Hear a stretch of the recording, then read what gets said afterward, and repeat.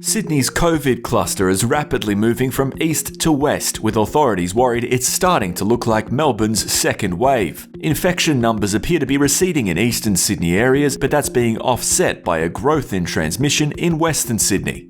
There's a striking difference in demographics between East and Western Sydney that has the state government taking a hard-line approach in its messaging. Can I please say to the communities in those areas, many of them have a similar background to me, please don't mingle with family, don't think it's okay to go and visit your cousins, don't think it's okay to have sleepovers.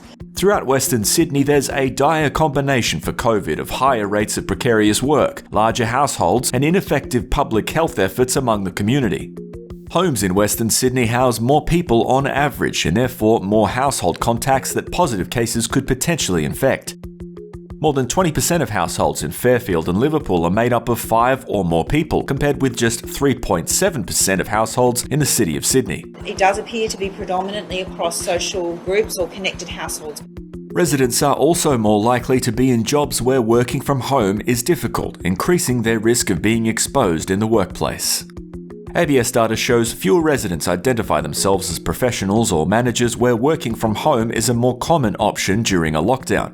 Then there's the potential language barrier with public health messages. Most people in Sydney's eastern suburbs primarily speak English at home, 75% of people in Woolahra and 68% in Waverley.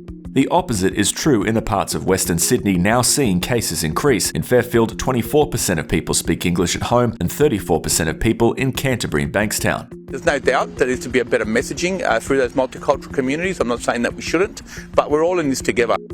COVID lingered in similar communities in Melbourne last year, prolonging efforts to bring the city's second wave down to zero.